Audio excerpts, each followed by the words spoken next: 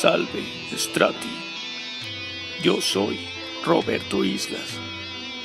Bienvenidos a mi canal.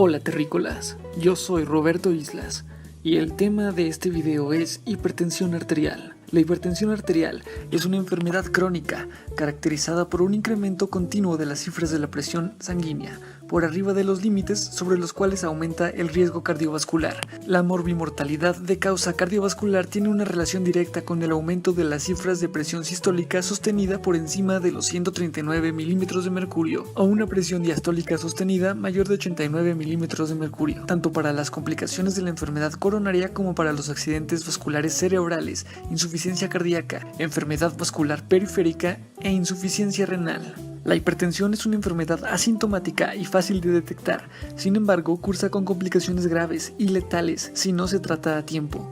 La hipertensión crónica es el factor de riesgo modificable más importante para desarrollar enfermedades cardiovasculares, así como para la enfermedad cerebrovascular y renal. Se sabe también que los hombres tienen más predisposición a desarrollar hipertensión arterial que las mujeres, situación que cambia cuando la mujer llega a la menopausia, ya que antes de esta posee hormonas protectoras que desaparecen en este periodo y a partir de este momento la frecuencia se iguala. Por lo tanto, la mujer debe ser más vigilada para esta enfermedad en los años posteriores a la menopausia. La hipertensión arterial de manera silente produce cambios en el flujo sanguíneo a nivel macro y microvascular, causados a su vez por disfunción de la capa interna de los vasos sanguíneos y el remoldeado de la pared de las arteriolas de resistencia, que son las responsables de mantener el tono vascular periférico. Muchos de estos cambios anteceden en el tiempo a la elevación de la presión arterial y producen lesiones orgánicas específicas. En el 90% de los casos, la causa de la hipertensión es desconocida, por lo cual se denomina hipertensión arterial esencial,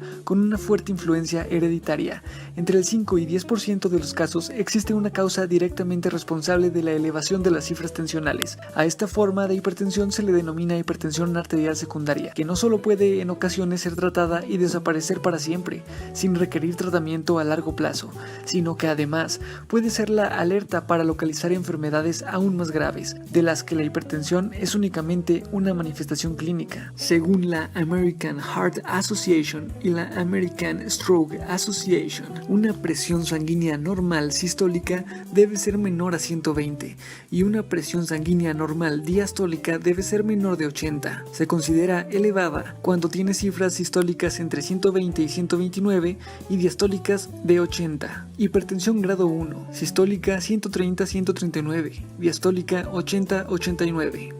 Hipertensión grado 2, sistólica 140 o más, diastólica 90 o más. Y una crisis hipertensiva es cuando la presión sistólica está por encima de los 180 milímetros de mercurio y la diastólica mayor de los 120 milímetros de mercurio. Las principales complicaciones de una hipertensión es la pérdida de la visión, el aumento de la posibilidad de sufrir un accidente cerebrovascular, un ataque cardíaco o insuficiencia cardíaca y la enfermedad renal.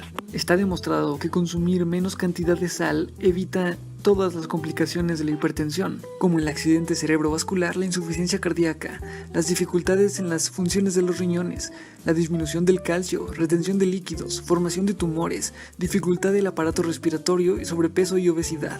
Por lo tanto, poca sal trae como consecuencia una menor presión arterial y así menos riesgos para la salud. El consumo diario máximo de la sal debe ser de 5 gramos. Como se mencionó anteriormente, una crisis hipertensiva es una presión sistólica mayor de 180 y una presión diastólica mayor de 120. A partir de ahí haremos dos divisiones, que son las siguientes: urgencia hipertensiva y emergencia hipertensiva. ¿Cuál es la diferencia entre estas dos? Una urgencia es cuando tenemos las siguientes características: presión arterial elevada sin lesión de órgano diana, no ponen en peligro la vida del paciente, se trata a lo largo de varias horas a días, se trata generalmente con fármacos por vía oral, en un área de hospitalización o ambulatoriamente. Y una emergencia es cuando la presión arterial elevada tiene ya una lesión en un órgano blanco. Habitualmente ponen en peligro la vida del paciente. Requiere manejo inmediato en 1 hora. Se trata con fármacos intravenosos en unidad de cuidados intensivos. En resumen, una urgencia hipertensiva no provoca afectación de los órganos diana, permitiendo un descenso tensional lento y progresivo, de horas a días, con fármacos por vía oral, habitualmente en el ámbito extrahospitalario. En cambio, una emergencia hipertensiva provoca lesiones agudas y graves de los órganos diana, con riesgo de compromiso vital, precisando un descenso tensional rápido, de minutos a horas, pero muy controlado con fármacos por vía intravenosa en el ámbito hospitalario. Se consideran urgencias hipertensivas la hipertensión esencial no complicada grave, la hipertensión secundaria no complicada grave, la hipertensión asociada a epistaxis grave, la interrupción del tratamiento antihipertensivo, hipertensión de rebote, interrupción súbita de clonidina, hipertensión inducida por fármacos o hipertensión postoperatoria. En cambio, algunas emergencias hipertensivas son las siguientes: encefalopatía hipertensiva, un ictus, insuficiencia cardíaca congestiva y edema agudo pulmonar, cardiopatía isquémica sintomática, aneurisma disecante de la aorta, eclampsia, hemorragia importante, trauma cráneoencefálico, posoperatorio, cirugía con suturas vasculares, elevación de catecolaminas, retinopatía hipertensiva grave, feocromocitoma e insuficiencia renal aguda. Algunos signos de la exploración física que sugieren afectación de algún órgano diana son los siguientes. En la exploración cardiopulmonar encontraremos taquicardia, taquipnea, tercer tono o galope, ortopnea, crepitantes, ingurgitación yugular, edemas, soplo abdominal, asimetría de pulsos, signos de mala perfusión periférica, shock. En la exploración neurológica encontraremos alteración de la conciencia, coma, desorientación, crisis convulsivas, focalidades neurológicas o rigidez de nuca. En el fondo de ojo encontraremos presencia de hemorragias, exudados, algodonosos o duros, o papiledema. Y en la exploración renal encontraremos edema, oliguria, proteinuria y hematuria. En cuanto a la presión arterial media, podemos decir que no es un parámetro para el diagnóstico de la hipertensión, pues las tablas no contemplan los valores de presión arterial media por percentilos. La presión arterial media es útil en el seguimiento de pacientes hipertensos para determinar riesgo de daño a órgano blanco, resistencia al tratamiento, síntomas de hipotensión, pacientes de difícil manejo como en insuficiencia renal crónica o diabetes mellitus. El tratamiento de una urgencia hipertensiva indica que la presión arterial debe reducirse durante un periodo de horas a días. ¿Cuál es el objetivo de la presión arterial durante este periodo de tiempo? La presión arterial generalmente debe reducirse a 160/100. Sin embargo, la presión arterial media no debe reducirse en más de un 25 a 30% durante las primeras 2 a 4 horas. ¿Cómo se debe alcanzar este objetivo? La estrategia para disminuir la presión arterial en tales pacientes depende si la presión arterial debe reducirse más rápidamente en un periodo de horas o menos rápidamente en un periodo de días. Además, mover a los pacientes a un cuarto silencioso para descansar puede provocar una caída de la presión sistólica de 10 a 20 milímetros de mercurio o más. Si se desea reducir en horas, las opciones que tenemos son clonidina oral o captopril por vía oral, a pesar de la eficacia variable y los efectos adversos conocidos de estos agentes. Los fármacos de acción corta se usan con mayor frecuencia cuando la presión arterial debe estar por debajo de un umbral arbitrario antes del alta. De lo contrario, se prefiere utilizar medicamentos de acción prolongada, como el amlodipino, y una visita de seguimiento a la atención primaria en los próximos días. Las urgencias hipertensivas pueden tratarse adecuadamente con cualquier antihipertensivo vía oral con inicio de acción relativamente rápido. Se incluyen los diuréticos de ASA, los beta bloqueadores, los inhibidores de la enzima convertidora de angiotensina y los antagonistas de calcio.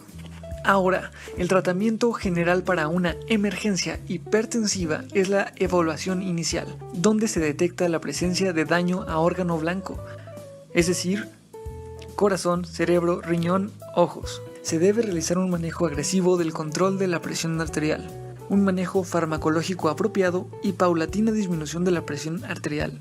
El objetivo inicial del tratamiento de emergencia hipertensiva es la reducción controlada y progresiva de la presión arterial, con el objetivo de lograr una disminución del 20 al 25% de la presión arterial media, durante un periodo de varios minutos hasta 1 hora. El tratamiento con fármacos parenterales se debe administrar en una unidad de cuidados intensivos, para controlar la lesión orgánica a la vez que se minimiza el riesgo de hipoperfusión de los lechos cerebral, coronario y renovascular. Los fármacos más utilizados son el nitroprusiato de sodio, la nitroglicerina, la betalol, esmolol, nicardipino, fentolamina y fenoldopam. Es importante decir que no es aconsejable bajar la presión sanguínea demasiado rápido, ya que puede producirse daño isquémico en los lechos vasculares que se han habituado a un mayor nivel de presión sanguínea. Es decir, la autorregulación. Para la mayoría de las emergencias hipertensivas, la presión arterial media debe reducirse gradualmente en aproximadamente 10 a 20% en la primera hora y 5 a 15% adicional durante las próximas 23 horas. Esto resulta en una presión sanguínea objetivo de menor de 180 sobre menor de 120 milímetros de mercurio durante la primera hora y menor de 160 sobre menor de 110 durante las siguientes 23 horas. Las principales excepciones a la disminución gradual de la presión arterial durante el primer día son 3. Número 1. La fase aguda de un accidente cerebrovascular isquémico. Número 2. Disección aórtica aguda. Y número 3. Hemorragia intracerebral.